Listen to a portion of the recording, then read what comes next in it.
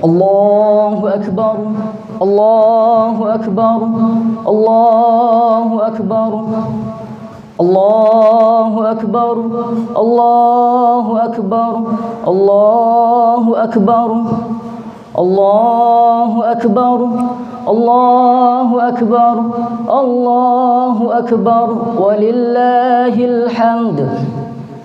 Alhamdulillah, alhamdulillahilladzi nawwara qulubana binuril ahadithi wal ayat wa najjana min su'id dhalalati wal muhdatsat wa ballaghna aqsal ghayat min jami'il khairati bittiba'i sunnati nabiyhi afdalil kainat. Asyhadu an la ilaha illallah wahdahu la syarika lah wa asyhadu anna sayyidana Muhammadan abduhu wa rasuluhu alladzi la nabiyya ba'da. Allahumma salli ala sayyidina wa maulana Muhammadin wa ala alihi wa ashabihi al-mujahidin al-zahirin, amma ba'du.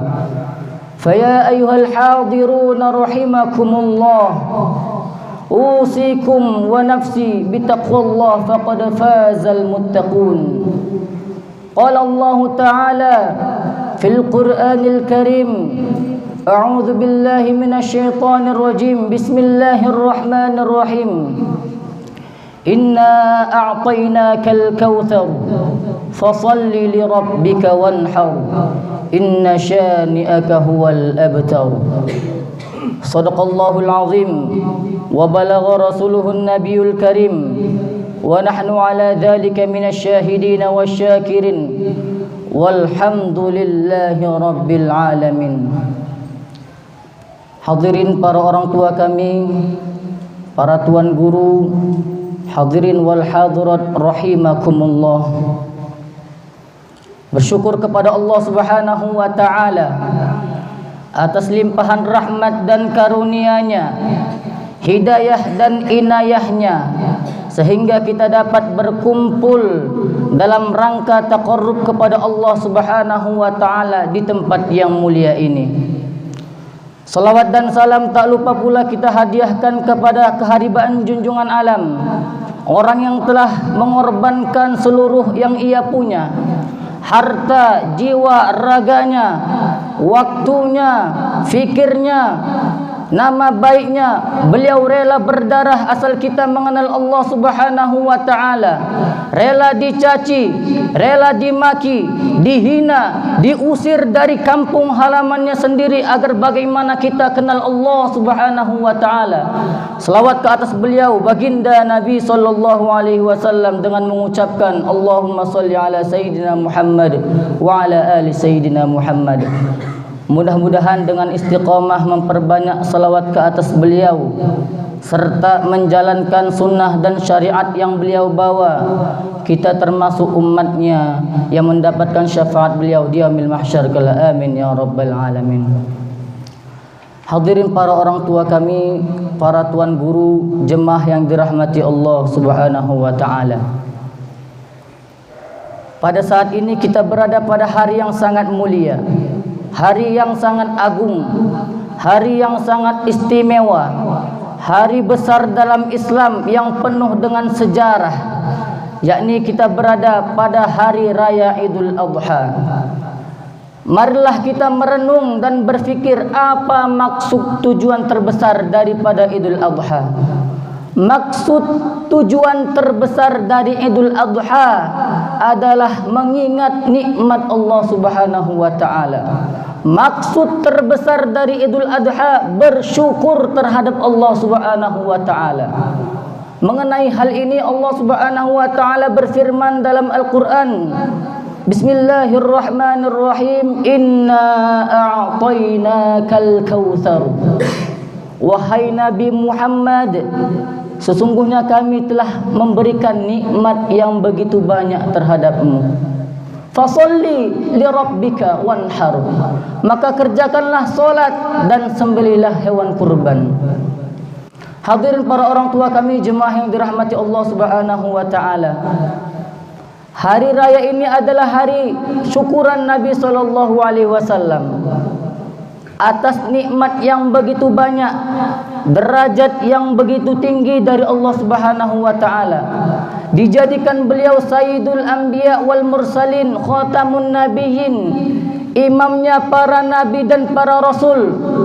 Salah satu kemuliaan Nabi Muhammad sallallahu alaihi wasallam adalah beliau satu-satunya orang yang pernah bertemu langsung dengan Allah Subhanahu wa taala tanpa hijab. Hadirin para orang tua kami jemaah yang dirahmati Allah, maka diperintahkan Allah, fasolli li rabbik, maka solatlah wahai Nabi Muhammad dan sembelihlah hewan kurban. Ini untuk Nabi Muhammad sallallahu alaihi wasallam. Kalau untuk kita solat, kita berkurban juga dalam rangka syukuran kepada Allah Subhanahu wa taala atas nikmat yang banyak diberikan Allah kepada kita. Nikmat apakah itu? Apakah diberikan Allah kita nikmat pangkat jabatan yang tinggi? Tidak. Karena tidak setiap kita memiliki pangkat jabatan. Apakah diberikan kita harta yang melimpah ruah? Bukan. Apakah dikasih kita kekuasaan yang luas? Tidak. Kebanyakan kita menganggap nikmat adalah yang dimiliki oleh orang lain, sehingga kita lupa nikmat yang ada pada diri kita. Bukankah dua mata yang dengannya kita mampu melihat adalah nikmat dari Allah? Bukankah telinga yang dengannya kita mampu mendengar adalah nikmat dari Allah? Bukankah tangan yang dengannya kita mampu memegang adalah nikmat dari Allah? Kaki yang dengannya kita mampu melangkah adalah nikmat dari Allah. Bukankah kesehatan ini adalah nikmat yang mahal dari Allah Subhanahu wa taala? Kata Imam Ghazali, la ta'rif qadraha illa ba'da zawaliha. Engkau tidak tahu harga nikmat tersebut kecuali setelah kehilangan nikmat tersebut. Mata, kapan mata terasa berharga? Ketika mata tak mampu lagi memandang. Allah bisa saja mencabut nikmat mata dari kita. Bangun tidur tak mampu lagi melihat apa-apa, tak mampu melihat sekitar, tak mampu membaca Al-Quran lagi, tak lagi bisa membaca kitab, karena nikmat mata sudah dicabut oleh Allah Subhanahu wa taala.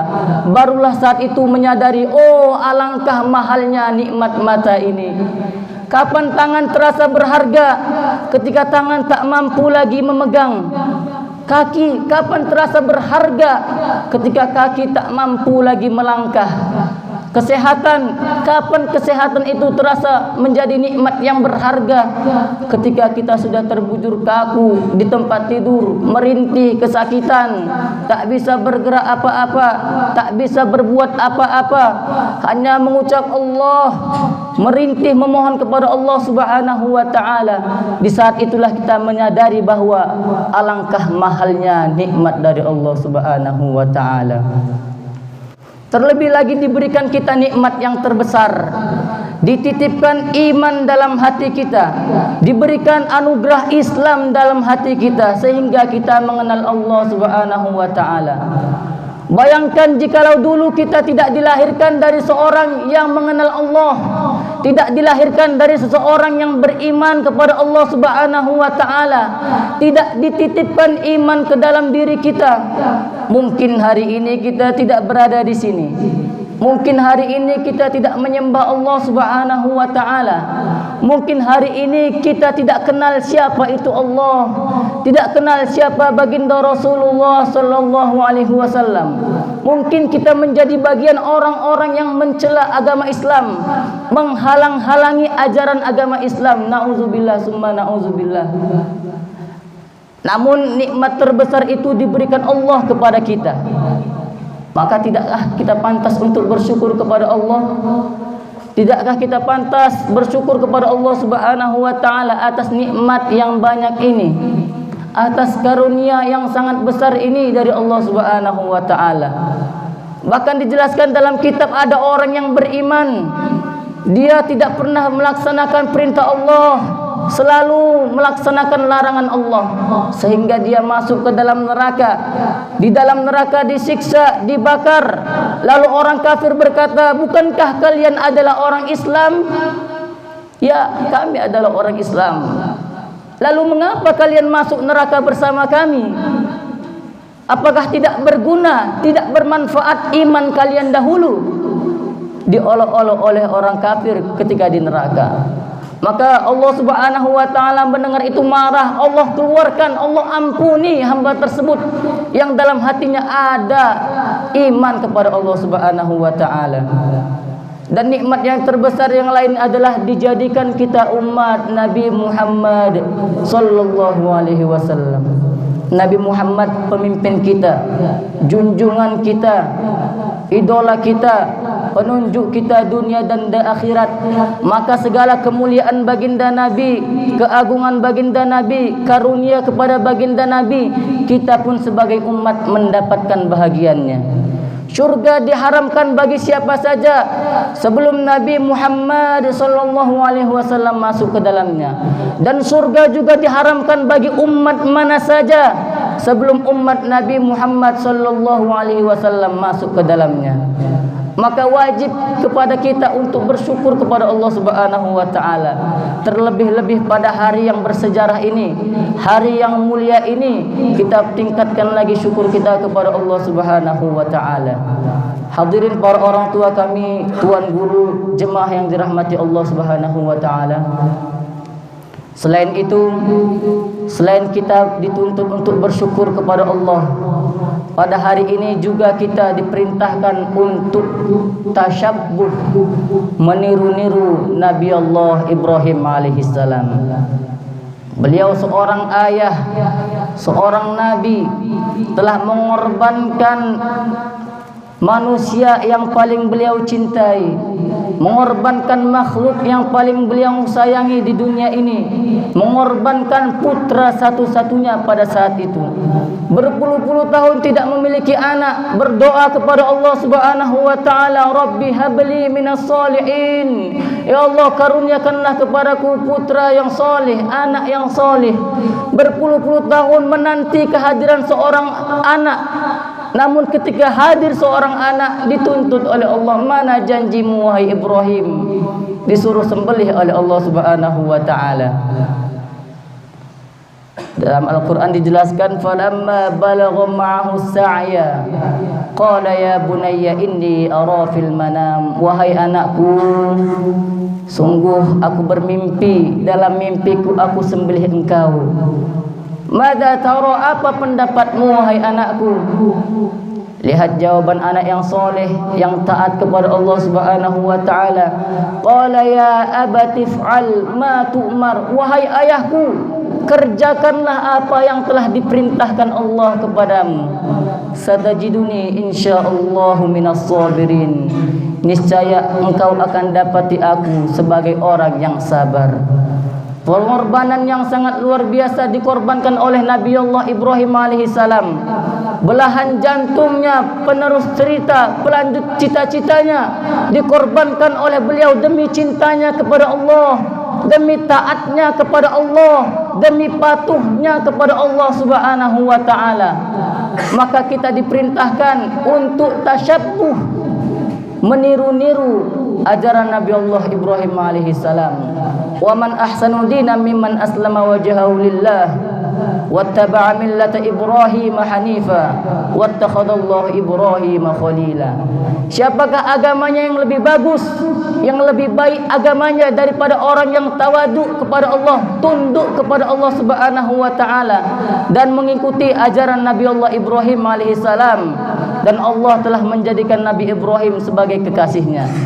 Maka kata Nabi sallallahu alaihi wasallam, tidak ada amalan yang paling dicintai Allah pada hari Idul Adha ini selain berkurban, menyembelih hewan kurban, karena tasyabbuh kepada Nabi Allah Ibrahim alaihissalam. Hadirin para orang tua kami, jemaah yang dirahmati oleh Allah Subhanahu wa taala, pada hari ini semua itu diberikan oleh Allah Subhanahu wa taala kepada kita. Waktu untuk mengingat-ingat nikmat dari Allah Subhanahu wa taala sebelum nikmat itu dicabut oleh Allah Subhanahu wa taala. Dititipkan kita kesehatan, iman wal Islam. Nikmat iman ini terasa berharga kapan? Ketika kita nanti masuk ke dalam kubur. barulah terasa nikmat iman ini sangat berharga di sisinya Allah Subhanahu wa taala. Hadirin para orang tua kami, jemaah yang dirahmati oleh Allah Subhanahu wa taala. Maka daripada itu hari ini marilah kita sambut dengan kegembiraan, dengan tahmid, dengan tahlil, dengan takbir, dengan memperbanyak amalan kebaikan. Karena amal kebaikan pada hari ini dilipat gandakan oleh Allah Subhanahu wa taala.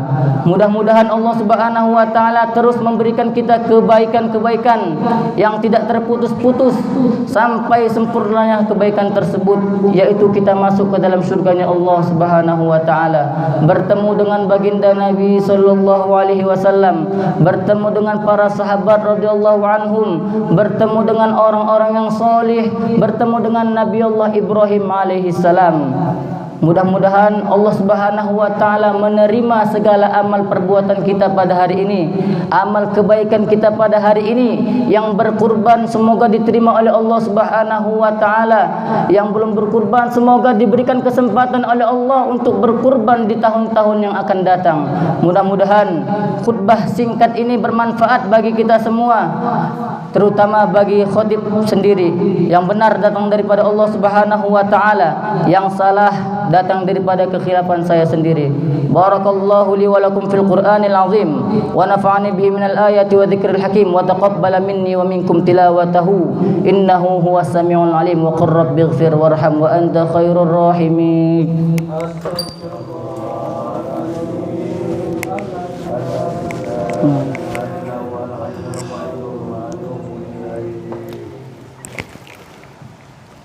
Allahu akbar, Allahu akbar, Allahu akbar, Allahu akbar, Allahu akbar, Allahu akbar, Allahu akbar kabira walhamdulillahi katsira wa subhanallahi bukratan wa asila.